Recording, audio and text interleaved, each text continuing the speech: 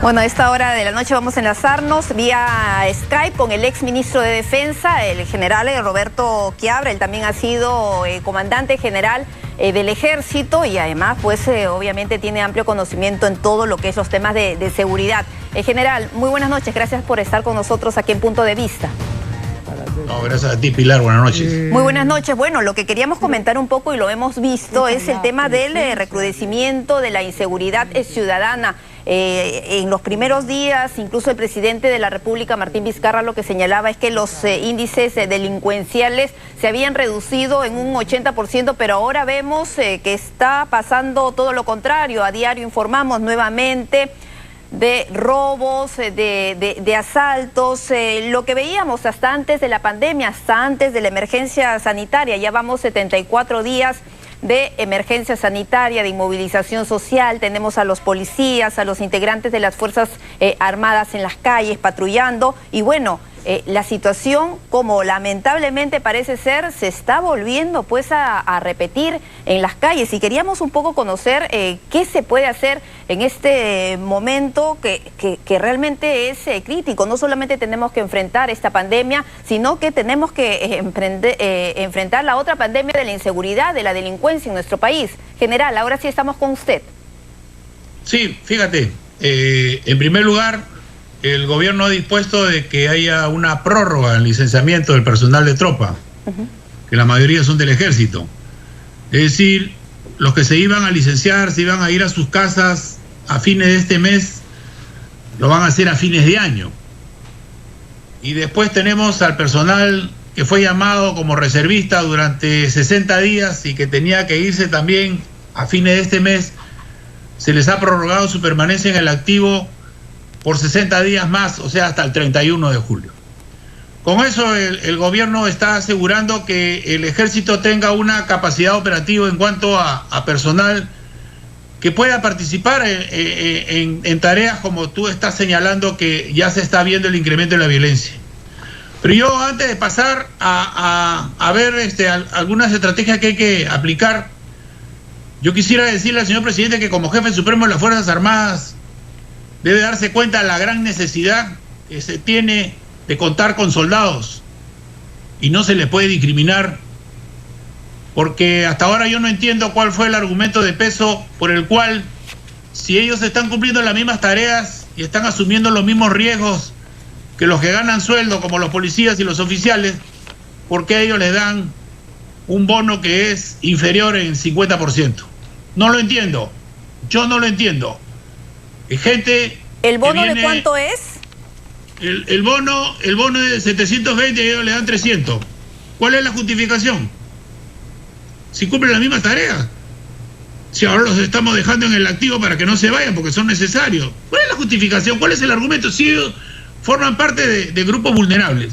Entonces yo creo que eso es algo que hay que solucionar de inmediato, porque no es una forma de tratar a la gente que nos está sirviendo a todos los peruanos.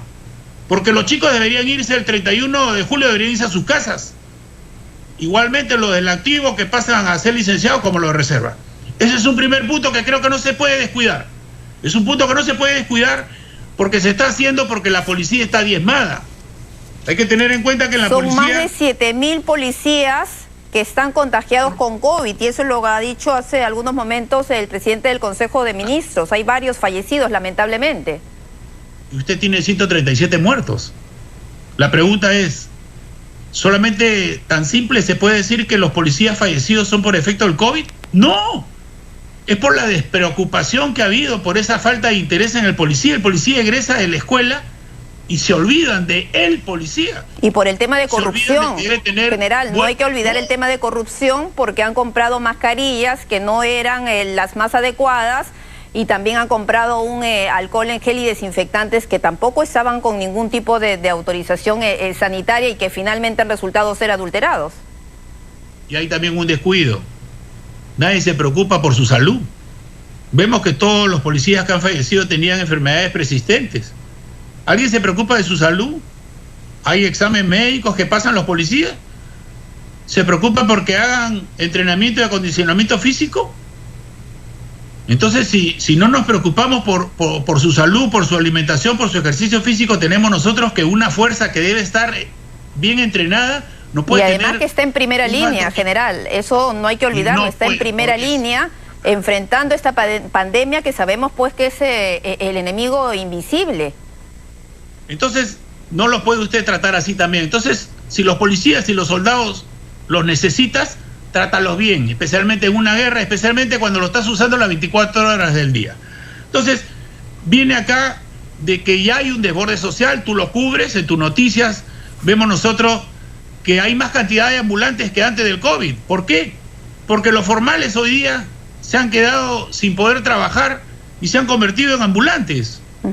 Entonces lo vemos en la mañana dando pena a toda esa gente que ha estado guardando cuarentena durante casi 3 meses, que ya no puede soportar en esa situación porque tiene que alimentar a su gente y tiene que pagar los colegios y las universidades de sus hijos y comienza a sacar de sus almacenes para vender. Entonces tú tienes que un formal que ha estado cumpliendo con la cuarentena, hoy día lo ves como un ambulante que ves corriendo de la Plaza Grau, lo ves corriendo a la Victoria y la Victoria lo regresa a la Plaza Grau. Eso no es justo. Y eso se va a ver agravado por esta situación misma y bueno, y los índices de 71% de informalidad que había en nuestro país seguramente se van a disparar en los próximos meses y en el próximo año. Ahora, ¿cuál es su opinión con respecto a que militares y policías estén justamente pues controlando ese tema de la informalidad, del comercio ambulatorio? Hemos visto cómo han, entre comillas, militarizado la zona del emporio comercial de Gamarra y han hecho lo propio por los alrededores de la avenida Grau, que también había sido tomado literalmente por el comercio ambulatorio.